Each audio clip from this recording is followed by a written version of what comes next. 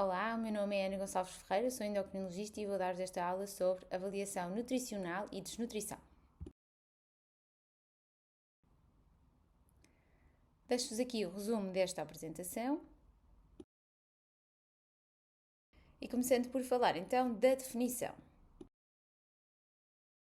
A Organização Mundial de Saúde define malnutrição como um desequilíbrio por déficit ou excesso na ingestão de energia ou nutrientes. E, portanto, isto inclui o conceito de desnutrição e de excesso de peso ou obesidade. O termo em inglês para a desnutrição até é um bocadinho mais accurate, né? Undernutrition, e é sobre isto que vamos falar nesta aula. Vamos falar apenas de déficits de macronutrientes, uma vez que existe uma aula específica para os déficits de micronutrientes. Então, quando falamos na sua forma mais grave, temos duas situações distintas, nomeadamente o marasmo, que corresponde a uma doença causada por um déficit predominantemente de hidratos de carbono e lípidos, e quando o déficit é predominantemente de proteínas, temos o kwashiorkor. Passando a falar então das causas de desnutrição. A desnutrição resulta de um desequilíbrio entre o dispêndio energético e a ingestão calórica, mas neste caso em que a ingestão calórica não é suficiente para suprir as necessidades energéticas. Isto pode acontecer porque as pessoas não comem, porque não existe alimentação disponível, ou porque haja algum fator a inibir a ingestão alimentar, entenda-se anorexia, náuseas, vômitos, dor com a alimentação, como por exemplo acontece em algumas situações de mucosite, mas também pode haver aqui alterações realmente a nível do dispêndio energético. Acontecem várias doenças crónicas ou agudas, ou até com alguma evolução subaguda, ou doenças crónicas agudizadas, em que realmente a inflamação também acaba por ser um fator importante, uma vez que as citocinas pró-inflamatórias vão inibir o efeito de algumas hormonas anabólicas, como a insulina e o IGF-1. Há também o aumento das hormonas de stress, que vão estimular os fenómenos catabólicos. Em alguns casos, de algumas doenças específicas, como é, por exemplo, o caso do hipertiroidismo, há uma hiperestimulação do nosso metabolismo e, portanto, há um aumento do dispêndio energético. Depois, também pode haver algumas outras doenças em que possa haver mal absorção dos alimentos que são ingeridos e, portanto, também aqui existem alguns fatores depois um bocadinho mais específicos de cada doença.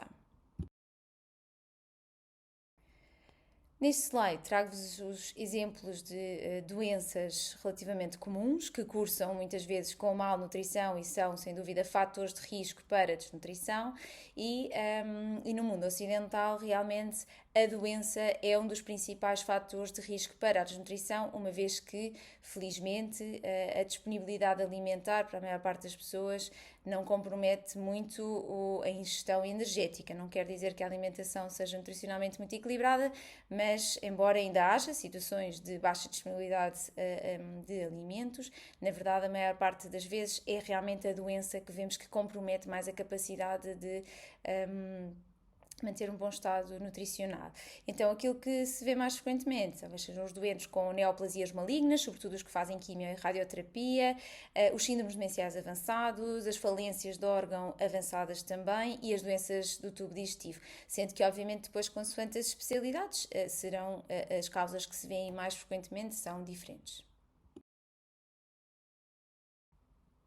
Vou passar então a falar sobre a avaliação nutricional.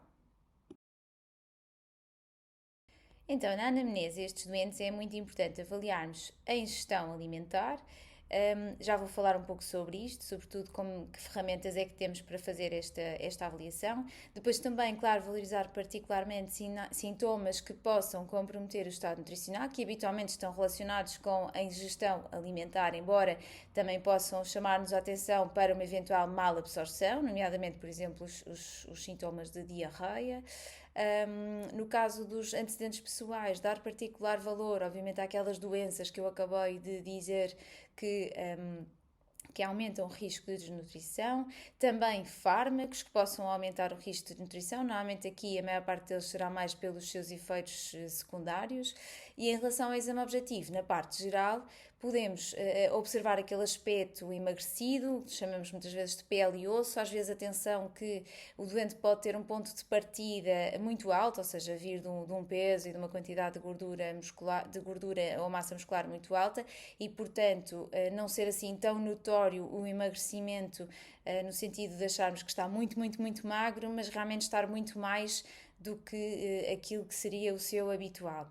O estado de hidratação também é importante, avaliarmos o edema, a ascite, podem ser sugestivos de hipoproteinemia. Como sabemos, existem várias etiologias para o edema, habitualmente também a hipoproteinemia na maior parte dos doentes acaba por ser apenas um fator, mais um fator que contribui para, mas é importante estarmos atentos a isto também.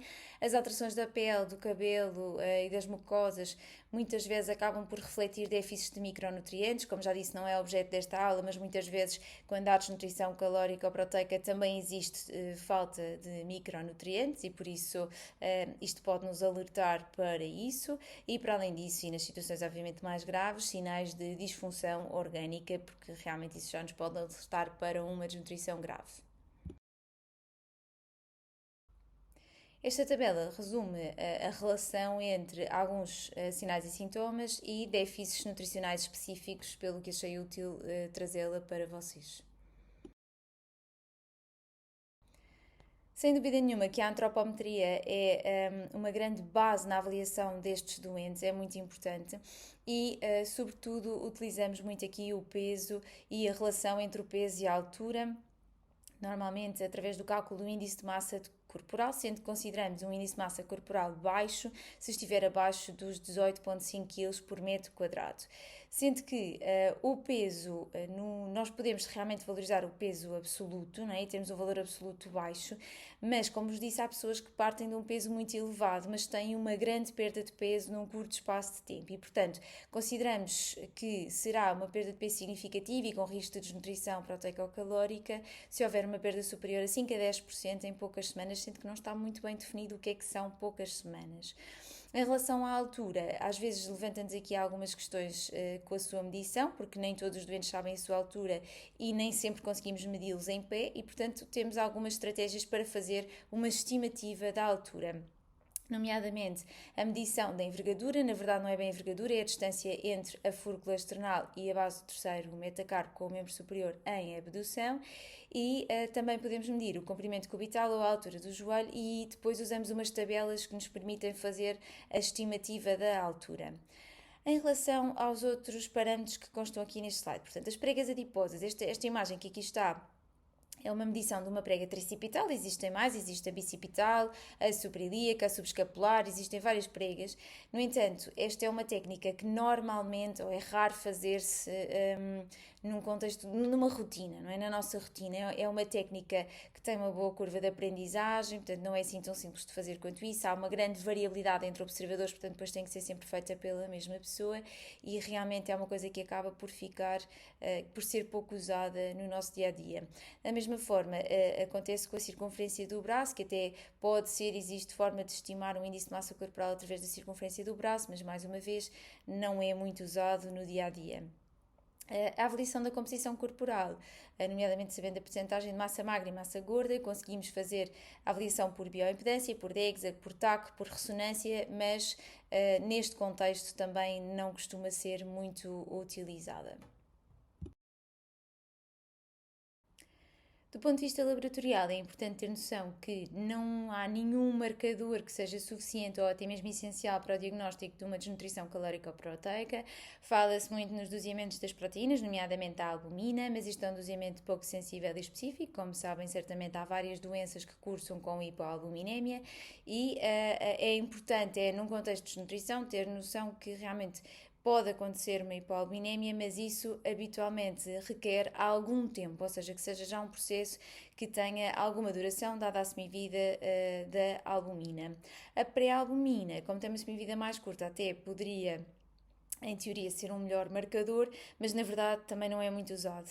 Assim como outros marcadores de inflamação, não é? Nós usamos muito a PCR, por exemplo, no contexto de uma doença, sobretudo doença aguda, às vezes doença crónica, mas mais para a avaliação da própria doença, não propriamente para a avaliação da desnutrição do doente. E o resto, os doseamentos das vitaminas ou minerais ou oligoelementos, se houver uma suspeita clínica que nós queiramos confirmar de um déficit de algum destes elementos, poderemos pedir o seu doseamento. Não sendo propriamente para diagnóstico de desnutrição calórica ou proteica, há doseamentos que são simples, disponíveis e que eu penso que nos podem dar aqui uma ajuda na gestão destes doentes, nomeadamente um hemograma, que nos permite diagnosticar anemias carenciais, ou pelo menos apontar no sentido de existir, mostrar uma anemia e apontar num sentido de um determinado déficit.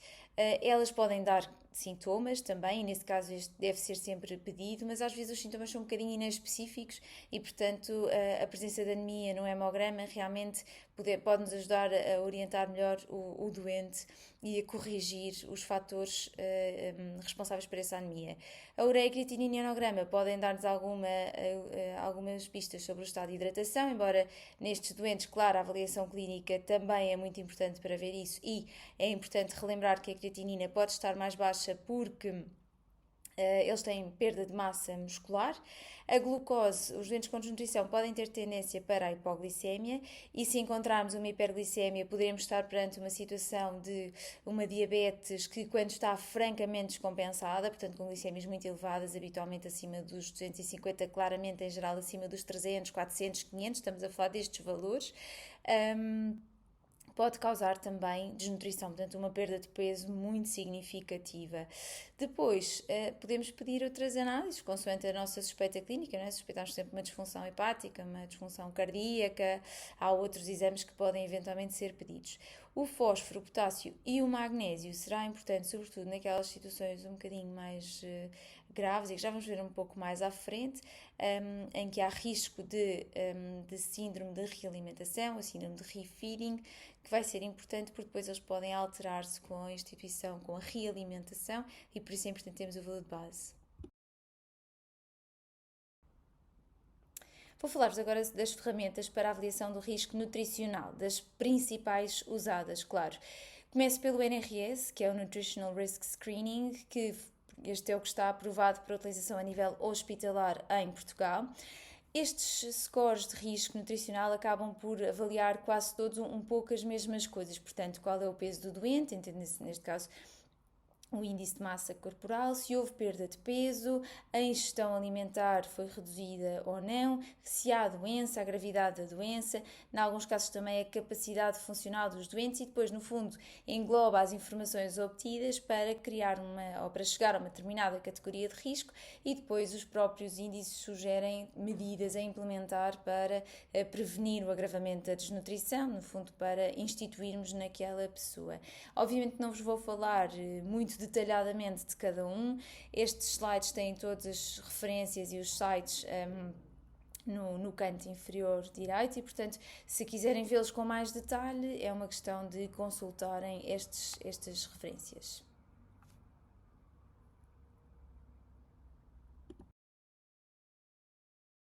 Aqui temos outra ferramenta, que é o MUST. Vou só chamar a atenção para que, apesar do nome dizer malnutrition, neste caso estamos a falar de um índice de avaliação de desnutrição, e como podem ver, aqui continuamos a ter a avaliação de índice de massa corporal, perda de peso, doença, portanto, como disse, utilizam mais ou menos os mesmos parâmetros para avaliação.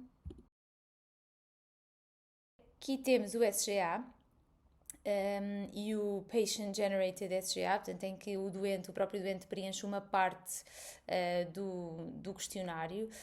Aqui este é muito completo, mas também por isso é bastante difícil de aplicar no dia a dia, e portanto acaba por ser menos prático, por assim dizer.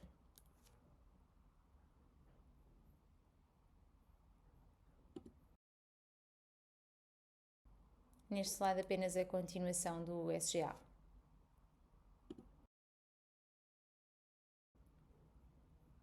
Por fim, trago-vos o MNA, que é o Mini Nutritional Assessment.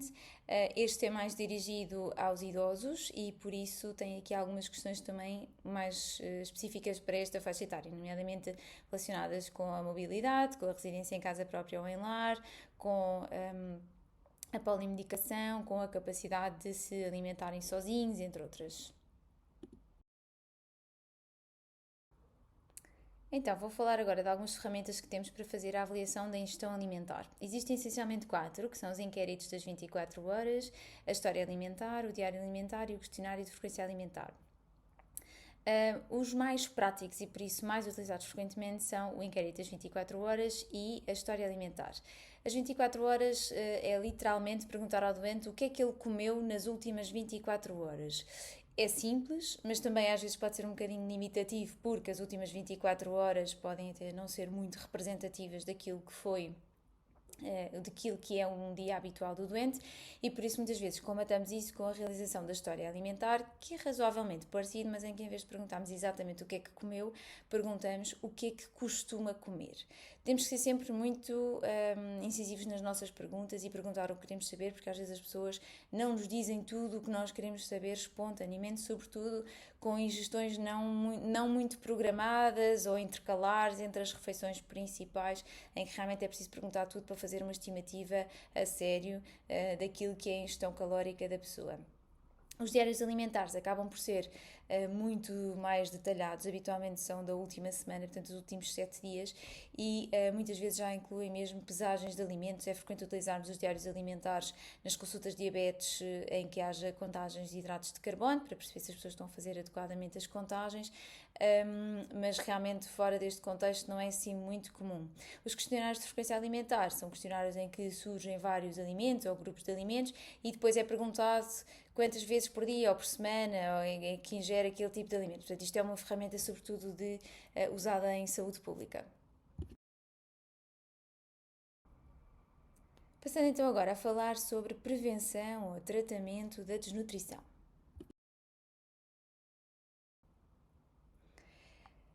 Eu vou falar agora um pouco sobre a prevenção ao tratamento da desnutrição. Eu misturei aqui um bocadinho estes dois conceitos porque, no caso, nós estamos a falar essencialmente da realimentação ou da alimentação.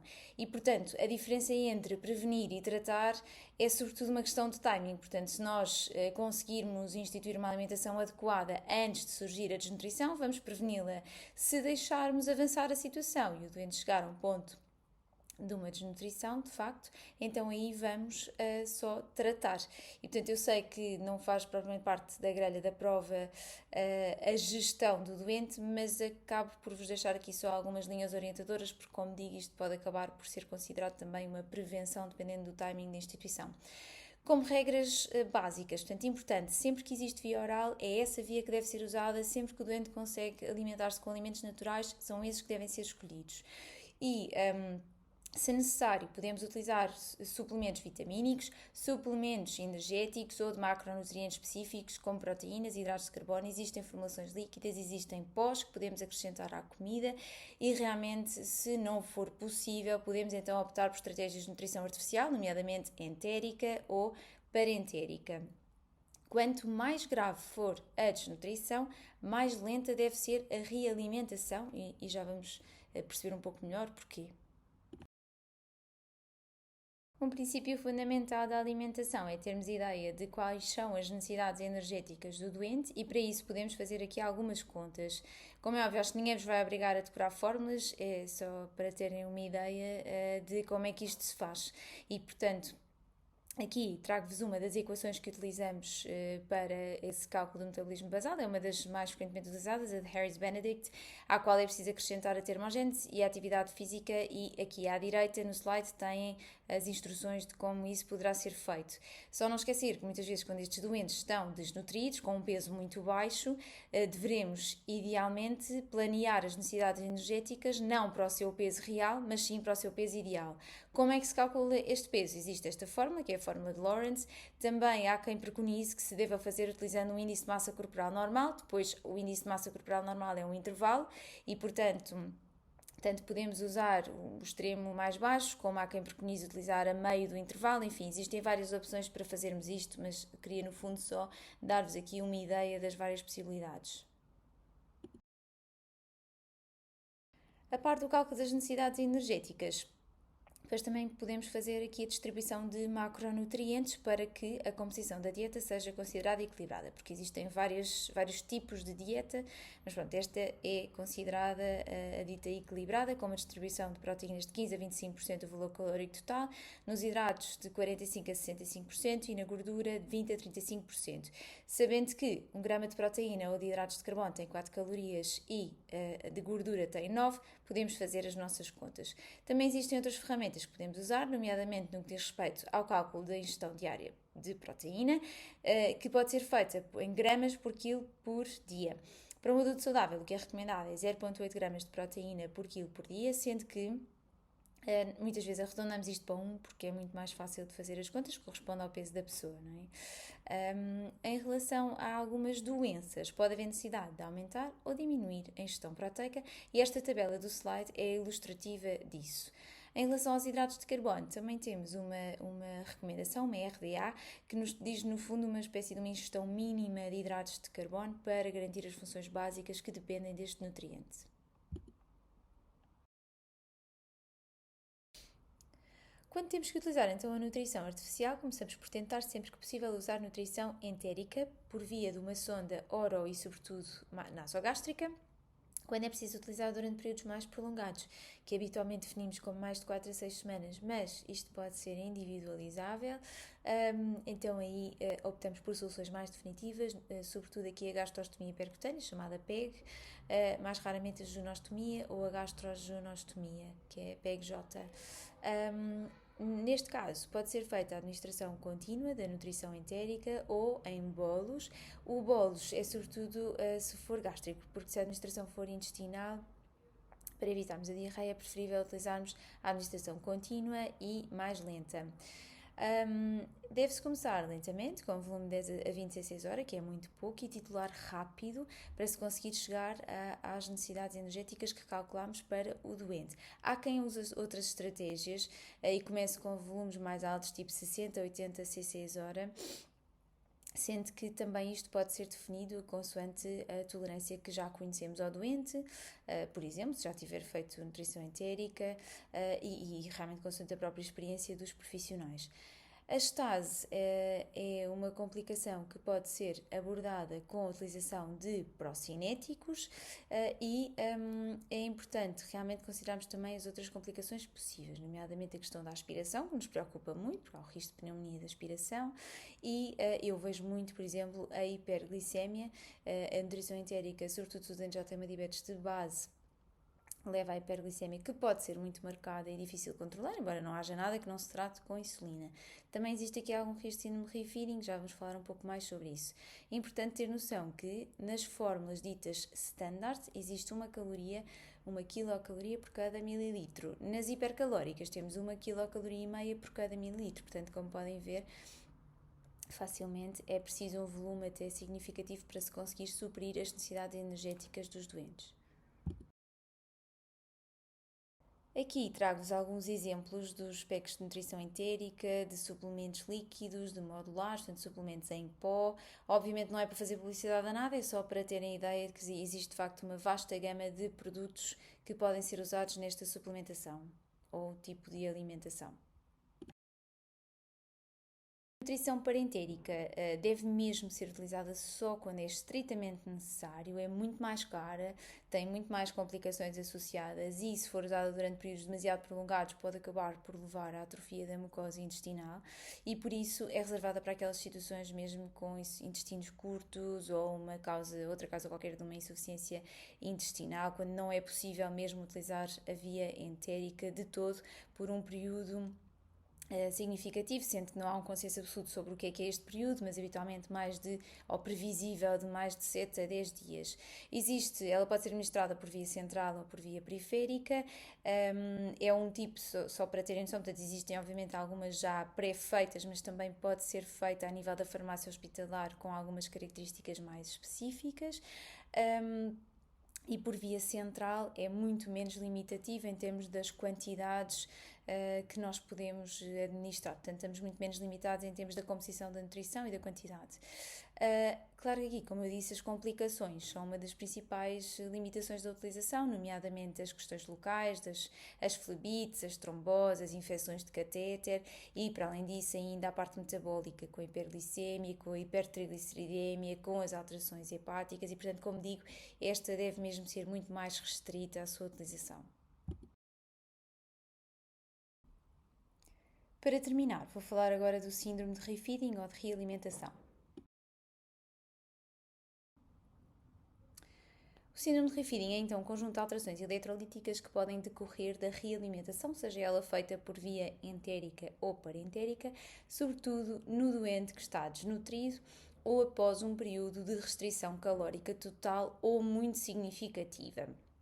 A ASPAN, que é a Associação Americana de Nutrição Entérica e Parentérica, inclui nas suas guidelines também uma definição de diferentes graus de gravidade, que são definidos sobretudo pelos déficits de eletrólitos. Aqui, em particular, a hipofosfatémia, a hipocaliemia e a hipomagnesemia. E nas formas mais graves, podemos ter também, obviamente, disfunção orgânica e um déficit de tiamina concomitante. Ele ocorre maioritariamente nos 5 primeiros dias após a reiniciação da alimentação e aqui à direita nesta tabela temos os principais fatores de risco para surgir um síndrome de refeeding. A ASPAN também nos traz alguns critérios clínicos para o aumento do risco de aparecer um síndrome de refeeding, nomeadamente relacionados aqui com o índice de massa corporal, com a perda de peso, com a ingestão calórica. Penso que a ideia não será, obviamente, saberem isto de cor, é mais terem uma ideia de quais são os fatores clínicos que também interferem com o risco de ser um síndrome de refeeding. Em relação à fisiopatologia do síndrome de refeeding, o que acontece é que quando há um período de ausência de ingestão alimentar ou de uma diminuição muito marcada de ingestão alimentar, há uma depleção de vários íons que são maioritariamente intracelulares, nomeadamente o fósforo, o potássio e o magnésio, sendo que as suas concentrações séricas até vão sendo mantidas porque eles são retirados do compartimento intracelular para manter as concentrações e há também uma redução da sua eliminação renal. No entanto, com a realimentação, isto vai levar a um aumento da glicemia, que provoca um estímulo para a produção de insulina, que é uma hormona anabólica e que vai estimular então a glicogênese, a síntese lipídica e a síntese proteica. E isto vai consumir fósforo, magnésio e também tiamina, ou vitamina B1, daí que também haja neste síndrome um aumento do risco de déficit de tiamina. Para além disso, também vai haver entrada de potássio, de fósforo e de magnésio nas células e isto vai levar à hipofosfatémia, à hipocaliemia e à hipomagnesemia, sendo que a hipofosfatémia é considerada o hallmark deste síndrome. Para além disto, também existe retenção de sódio e isso leva à retenção hídrica e esses também vão contribuir para um fenómeno de hemodiluição.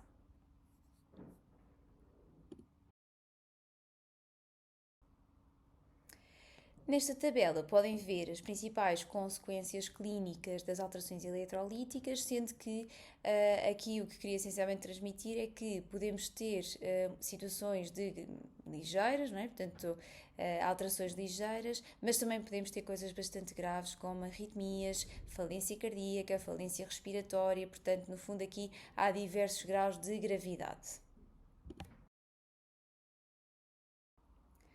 Não existe nenhum biomarcador de risco validado, ou seja, nada que nós possamos pedir, nenhum doseamento que nos altera a avaliação de risco, portanto ela é basicamente clínica, né? Portanto o risco de aparecer um síndrome de refeeding é avaliado clinicamente, da forma que já vos mostrei, e relativamente ao tratamento e à realimentação há alguns princípios fundamentais que eu trago aqui. Claro que há mais do que uma orientação, elas têm algumas diferenças entre si, mas realmente os princípios são semelhantes. Portanto, primeiro, começar sempre por fazer uma reposição energética lenta, que é a velha máxima do start low and go slow. A tiamina só precisamos de suplementar depois de começarmos a realimentação, porque realmente o déficit de tiamina só surge depois da realimentação. Em relação ao fósforo, potássio e magnésio, como vos disse, em geral o que acontece é que nós retiramos estes elementos do compartimento intracelular para repor e manter as concentrações a nível do sangue. Portanto, se já no início, quando vigiamos e quando doseamos inicialmente, e como vos disse, estes nós devemos dosear inicialmente, se já estiverem baixos, então aí isto pode significar que realmente já existe um déficit grave e tem que ser corrigido antes de iniciarmos a realimentação. E estes são realmente aqueles que nós temos que vigiar com algum cuidado, porque para evitarmos concentrações muito baixas no sangue. E depois, idealmente, esta realimentação deve ser feita com monitorização cardiorrespiratória. Neste slide tem as referências bibliográficas que usei. Para terminar, trago-vos então um caso clínico, que é de um homem de 37 anos, com diagnóstico de uma diabetes tipo 1 desde os 10 anos, tratado desde então com um esquema intensivo de insulina, mas com um comprimento muito irregular e mau controle glicémico desde o diagnóstico. Das lesões de órgão-alvo conhecidas, temos só uma retinopatia e uma polineuropatia sensitiva ao motor digital nos membros inferiores, sem outras doenças conhecidas. Ele tem múltiplas vindas à urgência nos últimos 2 anos, por um quadro de vômitos e epigastralgias e fez-se o diagnóstico de uma gastroparesia diabética com uma importante espasticidade pilórica, após uma investigação diagnóstica que incluiu uma cintigrafia e uma endoscopia digestiva alta. Inicialmente com resolução após tratamento com procinéticos, mas os sintomas foram progressivamente mais refratários a esta terapêutica. Paralelamente, ele tem vindo a perder peso, com uma perda de 12 kg nesse período de tempo, por diminuição franca da tolerância alimentar. Na última vinda à urgência, ficou internado por uma intolerância total à alimentação e hidratação oral, epigastralgias intensas e um emagrecimento extremo. Do exame objetivo destaca-se um aspecto francamente emagrecido, uma pele e mucosas pouco hidratadas, com uma tensão arterial de 87 por 52, um peso de 52 kg para uma altura de 1,82 m, que dá um IMC de 15,7 kg por metro quadrado. Tinha uma dor à palpação epigástrica, mas sem sinais de irritação peritoneal. A alimentação por sonda nasogástrica não foi eficaz, uma vez que o doente tolerava mal a sonda e mantinha resíduo gástrico importante, vômitos e dor. E a pergunta que vos faço é: qual a alternativa que parece mais apropriada para a recuperação do estado nutricional deste doente? A. Alimentação por sonda orogástrica. B. Alimentação por gastrostomia percutânea endoscópica, PEG. C. Alimentação por gastrogenostomia ou genostomia transgástrica percutânea endoscópica, PEG-J. E alimentação parentérica total na linha D e E com o soro destrusado a 50%. A resposta correta nestas circunstâncias seria a resposta C, portanto, a alimentação por PEG-J. Neste caso, o doente não tolera uma sonda nasogástrica, dificilmente ia tolerar uma orogástrica, que até é um bocadinho mais chata, mais difícil de tolerar. Em relação à programação em termos de tempo, também é importante pensarmos que este doente tem uma complicação da diabetes, que é uma disautonomia com uma gastroparesia e, portanto, isto não anda para trás, salvo seja, e como tal, provavelmente aqui vamos estar a pensar em uma solução mais permanente, portanto em que vamos realmente pensar a mais longo prazo, e por isso aqui realmente as soluções de gastrostomia poderiam ser as opções realmente mais evidentes e seriam as opções mais evidentes, sendo que a diferença neste caso entre fazer uma gastrostomia só simples ou uma PEG-J está aqui a chave para a resposta está no facto deste doente estar com elevada estase gástrica, com fraca resposta aos procinéticos e também com uma espasticidade pilórica documentada que provavelmente realmente tornam difícil conseguirmos chegar ao nosso objetivo com uma PEG, porque teríamos aqui dificuldade em ultrapassar esta barreira pilórica e por isso aqui a PEG-J realmente seria a melhor opção. A alimentação parentérica total, lá está, já sabem, sempre que é possível utilizar a via entérica é preferível, não quer dizer que numa fase inicial não se pudesse até utilizar uma parentérica total para corrigir um estado de nutrição, se não se conseguisse usar mesmo a via entérica, mas não seria de todo a primeira opção e a longo prazo então é uma situação muito mais complexa, portanto, muito menos seria uma grande opção. O soro destrusado não é uma alimentação, portanto, não é uma verdadeira opção neste contexto.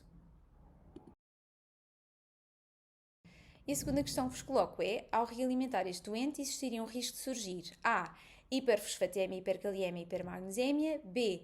Hipofosfatemia, hipocaliemia e hipomagnesemia, C. Déficit de vitamina B6, D. Déficit de vitamina B12 ou E. Hiponatremia, hipocalcemia e hipoglicemia.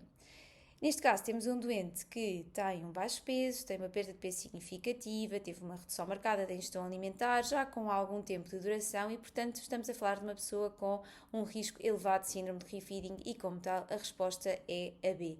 Hipofosfatemia, hipocaliemia e hipomagnesemia.